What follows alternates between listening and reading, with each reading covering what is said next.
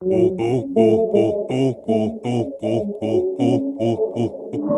gens, seringkali ide yang terdengar paling konyol justru sukses dan menjadi penyelamat di saat-saat paling kritis. Seperti beberapa ide ini yang awalnya dilakukan tapi ternyata justru sukses luar biasa.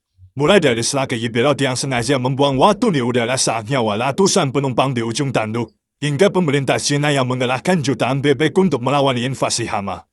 Berikut ini deretan ide paling nyeleneh yang awalnya dihina namun berakhir dengan kesuksesan yang luar biasa.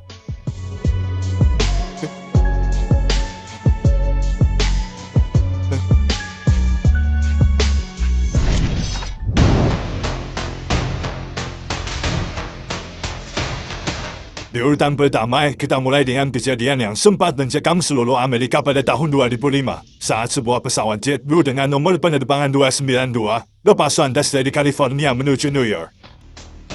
Awalnya semuanya terlihat normal, sampai beberapa menit setelah mengudara, kru pesawat menyadari kalau roda pendaratan mereka tidak bisa masuk kembali ke dalam badan pesawat. Parahnya lagi, posisi roda depan pesawat ini berputar miring 90 derajat. Artinya, tidak ada cara untuk mendaratkan pesawat ini tanpa risiko kecelakaan fatal. Di saat seluruh kru panik, Kapten Scott Bird mengambil keputusan yang dianggap sangat beresiko. Alih-alih langsung mendarat darurat, dia justru memilih terbang berputar-putar selama 2 jam penuh. Tujuan dia hanya satu, yakni membakar habis bahan bakar agar pesawat menjadi seringan mungkin. Ketegangan makin memuncak karena setiap kursi di pesawat JetBlue saat itu dilengkapi akses TV satelit, di mana para penumpang bisa menonton secara langsung laporan berita CNN yang sedang membahas kondisi mereka sendiri. Mereka para ahli penerbangan di TV mengatakan bahwa peluang mereka selamat sangat kecil, dan kemungkinan besar pesawat akan meledak saat menyentuh landasan. Namun Kapten Bird tetap tenang. Dan saat bahan bakar hampir habis, ia mulai menurunkan pesawat dengan teknik yang sangat presisi. Ia menjaga agar roda depan tetap melayang di udara selama mungkin dan tidak menggunakan pembalikan mesin agar pendaratan tidak terlalu kasar. Dan begitu roda depan yang miring itu akhirnya menyentuh aspal, percikan api besar langsung muncul. Logam rodanya terkikis hingga separuh akibat gesekan ekstrim, namun ajaibnya pesawat berhenti dengan sempurna. Berkat ide gila Kapten Bird untuk membuang waktu selama 2 jam, 146 orang di dalam pesawat selamat tanpa satu pun luka sedikitpun.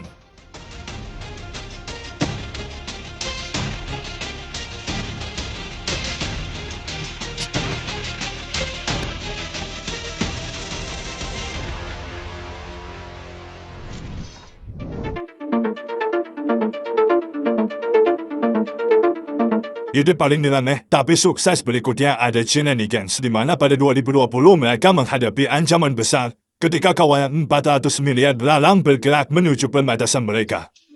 Hama ini sebelumnya telah meluluhlantakkan lahan pertanian di Afrika dan Asia Selatan, menyebabkan kerugian hingga ratusan juta dolar. Menyadari risiko kelaparan yang menyintai, pemerintah China menyiapkan strategi pertahanan yang sangat unik, yakni dengan pasukan bebek. Gak main-main, mereka mengerahkan jutaan ekor bebek ke wilayah perbatasan untuk menghadang serangan belalang. Strategi ini sendiri dipilih karena seekor bebek mampu melahap lebih dari 200 belalang dalam sehari, jauh lebih efektif dan ramah lingkungan dibandingkan menggunakan pestisida kimia. Dan hasilnya sungguh luar biasa nih gengs, pasukan bebek ini berhasil menjaga stok pangan China dengan membasmi belalang sebelum sempat merusak tanaman petani di sana. Selain itu, cara ini juga lebih murah karena mereka tidak perlu teknologi atau bahan kimia yang bisa merusak lingkungan.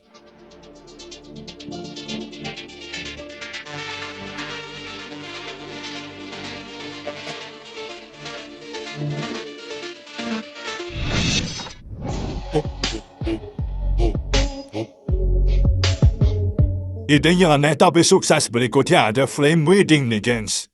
Kalau biasanya petani menggunakan pestisida dan bahan kimia untuk mengatasi gulma alias lumut liar, metode yang satu ini malah lebih ekstrim namun ramah lingkungan, yakni menggunakan api. Jadi nih gengs, alih-alih menggunakan pestisida kimia yang bisa merusak kualitas tanah dan hasil panen, para petani mulai memodifikasi traktornya menjadi mesin penyembur api raksasa yang dikenal sebagai flame weeding. Traktor ini nantinya akan berjalan di antara barisan tanaman sambil menyembunyikan api tepat ke arah rumput liar, di mana suhu panas yang dihasilkan tidak hanya menghanguskan rumput yang terlihat, tetapi juga mematikan benih gulma yang ada di permukaan tanah sebelum mereka sempat tumbuh. Metode ini bahkan lebih cepat dan efisien dibandingkan mencabut rumput secara manual atau menyemprot zat kimia berulang kali. Meskipun awalnya terlihat berbahaya bagi tanaman utama, namun dengan pengaturan suhu dan kecepatan traktor yang tepat, tanaman inti tetap aman sementara hama rumput musnah seketika. Ide gila ini pun terbukti berkelanjutan dan menjadi inspirasi bagi banyak petani organik di dunia untuk menjaga lahan mereka tetap bersih tanpa racun.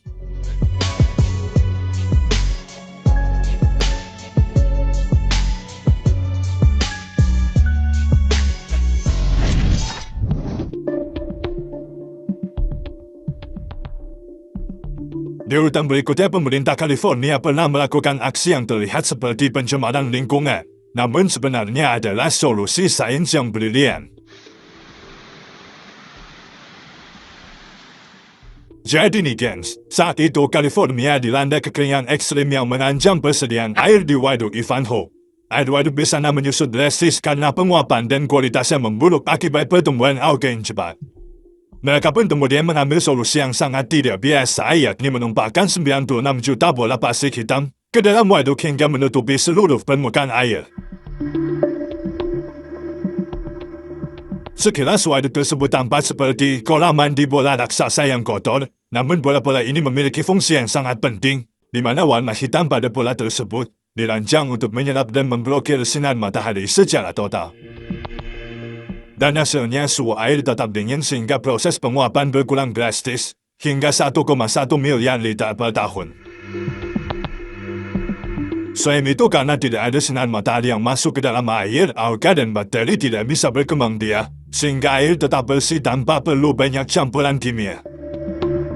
Ide bola hitam ini pun terbukti sangat efektif dan murah, hingga akhirnya diikuti oleh banyak pengelola bendungan di seluruh Amerika Serikat sebagai cara paling efisien untuk menjaga cadangan air di tengah cuaca panas ekstrim.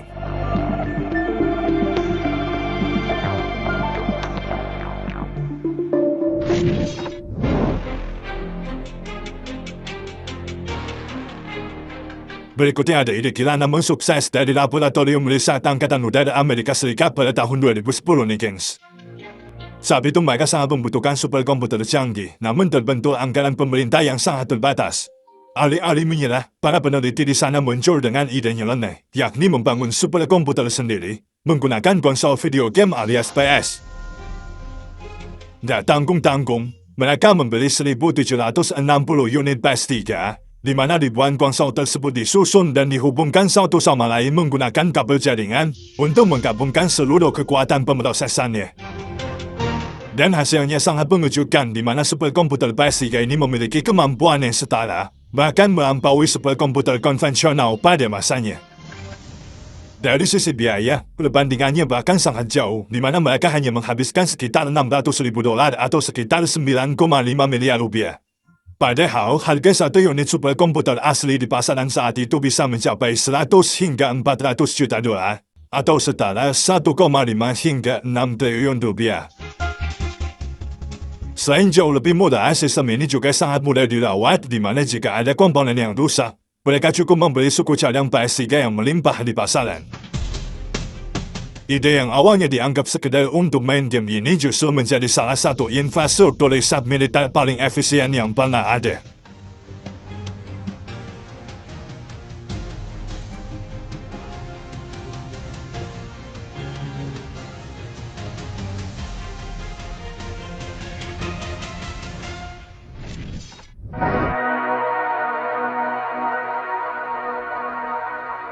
Berikutnya ada kisah Dan Sonlow dari Inggris yang hampir kehilangan segalanya nih gengs.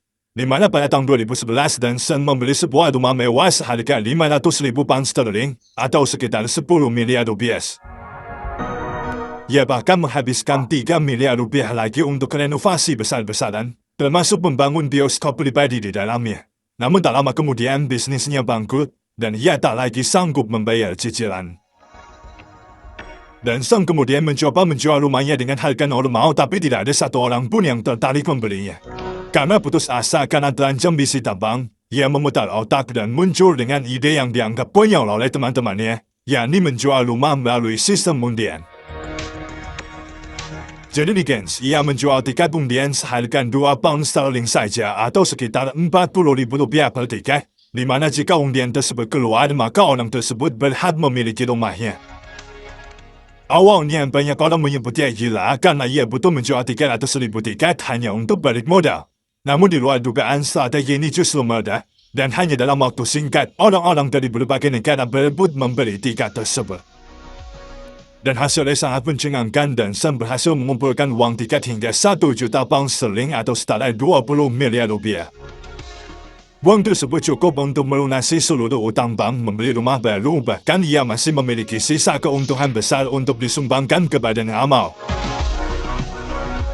Sementara itu, seorang wanita berhasil mendapatkan rumah mewah milik Sun tersebut hanya dengan modal Rp40.000.